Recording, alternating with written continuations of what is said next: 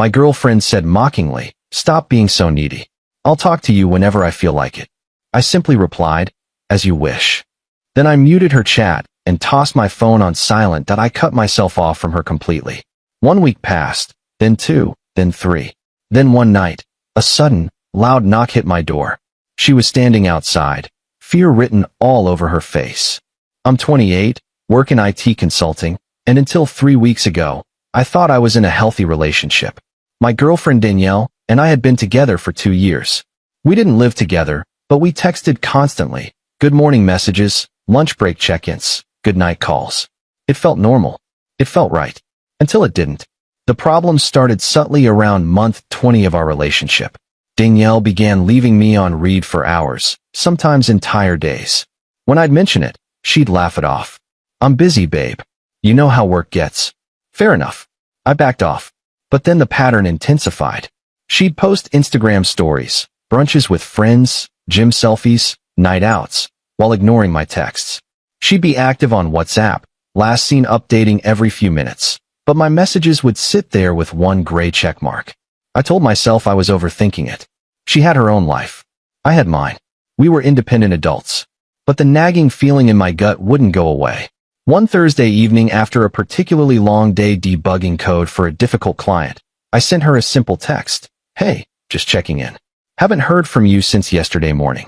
Everything okay?"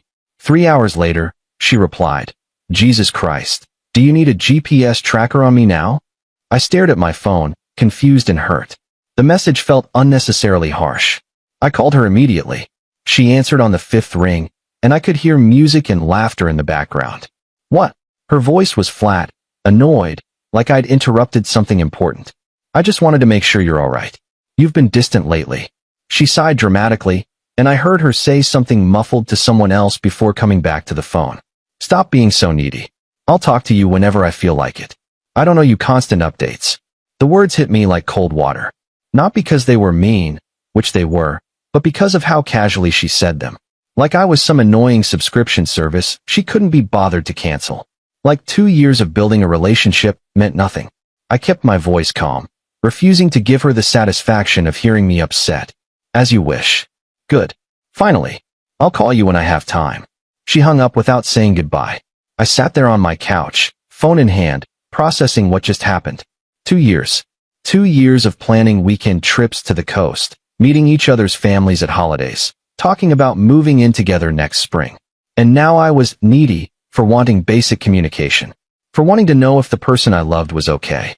I opened her chat. My thumb hovered over her name. I scrolled up through our conversation history, hundreds of messages, inside jokes, heart emojis, plans for our future. Then I did something I'd never done before. I muted the conversation. Notifications off. Then I put my phone on silent and placed its screen down on my coffee table. If she wanted space, she'd get all the space in the world. The first 3 days were harder than I expected.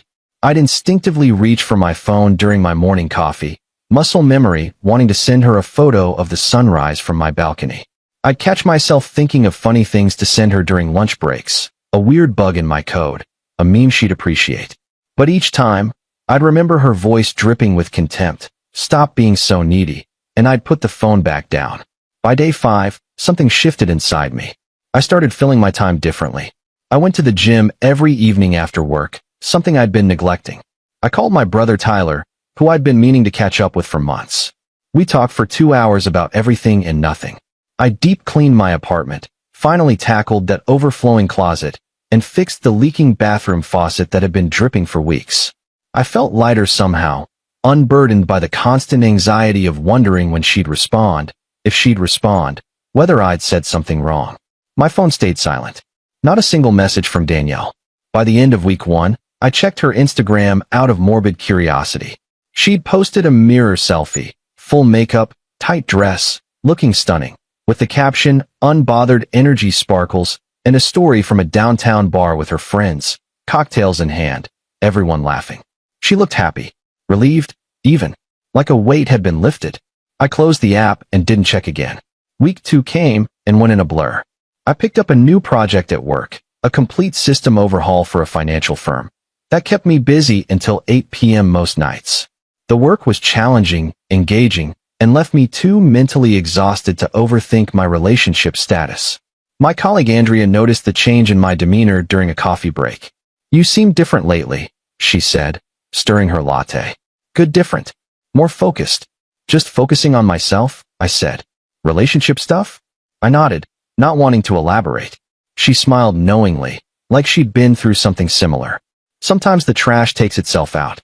You just have to be smart enough to not bring it back in." I laughed, but her words stuck with me for days. Was that what was happening? Was Danielle showing me exactly who she was, and I was just finally paying attention? All those red flags I'd explained away, rationalized, minimized, maybe they were exactly what they appeared to be. By week 3, I genuinely stopped thinking about her. I wasn't angry anymore. I wasn't hurt. I just existed in a space where she wasn't a factor in my daily emotional state. I started reading again, something I'd abandoned during our relationship when I'd spend my evenings waiting for her texts. I finished 2 science fiction novels in 1 week, stayed up until 2 a.m. on a Tuesday because I couldn't put the second one down. I reconnected with old friends. I went to a concert with my college roommate Nathan. I tried that new Thai restaurant downtown I'd been curious about. I lived my life. On day 23, I was cooking dinner, pasta carbonara, something I'd been wanting to perfect, when my phone buzzed on the counter. I'd turned the sound back on a week prior, figuring I'd missed enough work calls to justify it. It was Tyler. "Dude, is Danielle okay?" She just sent me a weird DM asking if you're alright. I froze, wooden spoon in hand, cream sauce bubbling on the stove. "What did she say exactly?" "She asked if something happened to you. Said you haven't responded to her in weeks, and she's worried. I didn't even know you two were having issues. You didn't tell me you guys broke up. We didn't officially break up. I just stopped reaching out. And she's freaking out now? That's rich." Tyler had never been Danielle's biggest fan. He'd always thought she was too self-absorbed. "What did you tell her?" "That you're fine and she should ask you herself." "Was that wrong?" "No, that's perfect actually." I set the spoon down and opened my muted conversation with Danielle. 37 unread messages stared back at me. They started casual around day 10. "Hey, and you there?" By day 12, "Did you get my messages?" By day 15, they escalated. "Seriously, what's your problem? And this is childish, and you're acting like a child." By day 18, "I don't understand why you're being like this." By day 20, panic set in. "Why are you ignoring me? And can we please talk? And I'm getting worried." Day 22, "This isn't funny anymore." The most recent one, sent 40 minutes ago. "I'm coming over. We need to talk. This has gone on long enough." I felt nothing. No satisfaction, no anger, no anxiety, no anticipation. Just a mild curiosity about what would happen next. Like watching a TV show I was no longer invested in. I unmuted her number, just in case she called.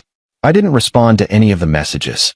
I went back to my pasta, adjusting the heat, and adding the egg mixture slowly so it wouldn't scramble.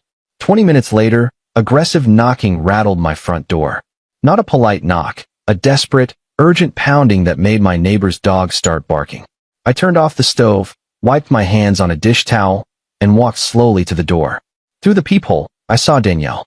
Her hair was messy, pulled into a hasty bun with strands falling around her face. She wore gray sweatpants and an oversized hoodie, clothes she'd never be caught dead wearing outside the house. No makeup.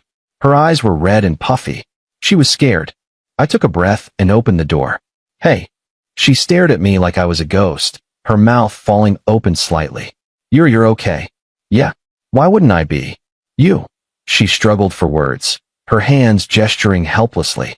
"You haven't answered me in 3 weeks." 3 weeks. I thought something happened to you.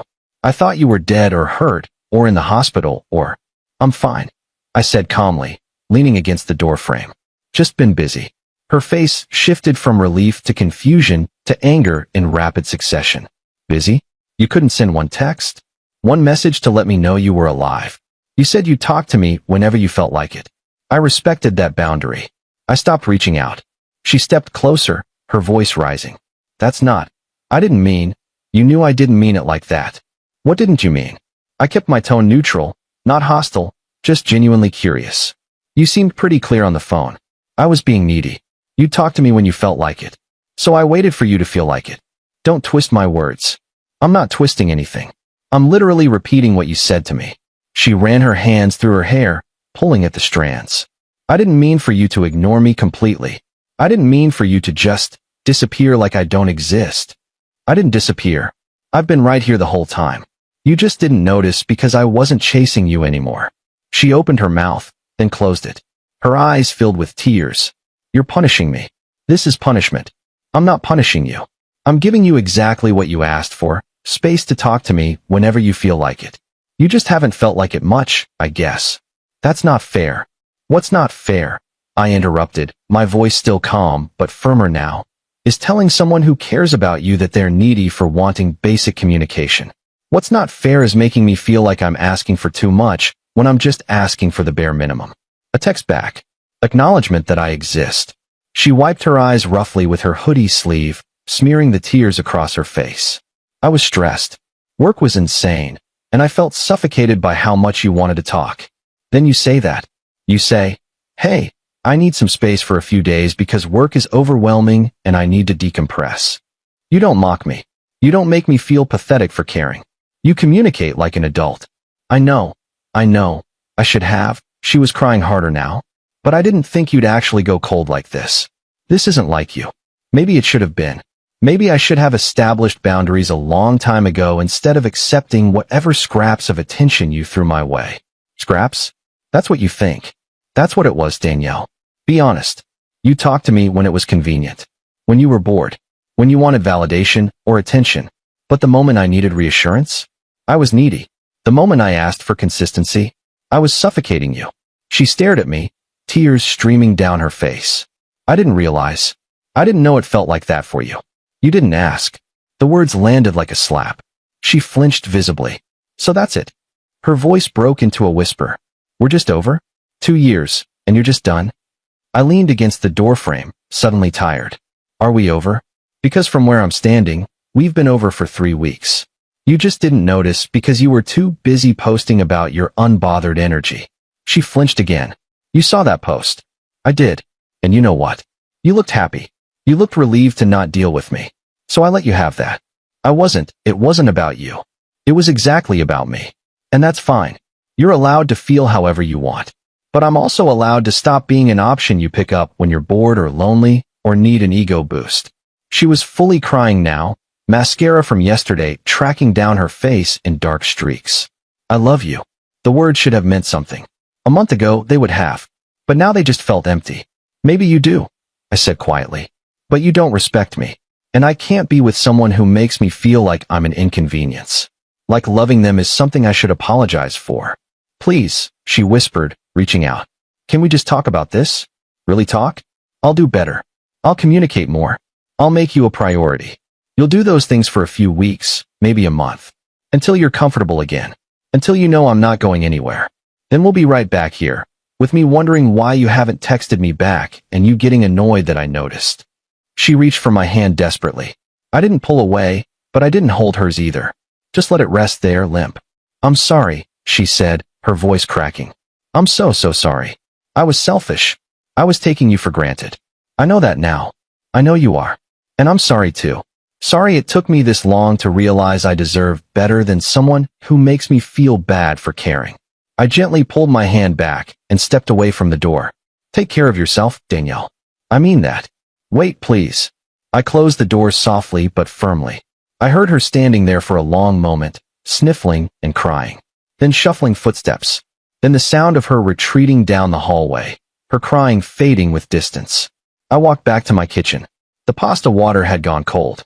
I dumped it out and started fresh, this time putting on music while I cooked. Update, 2 months later.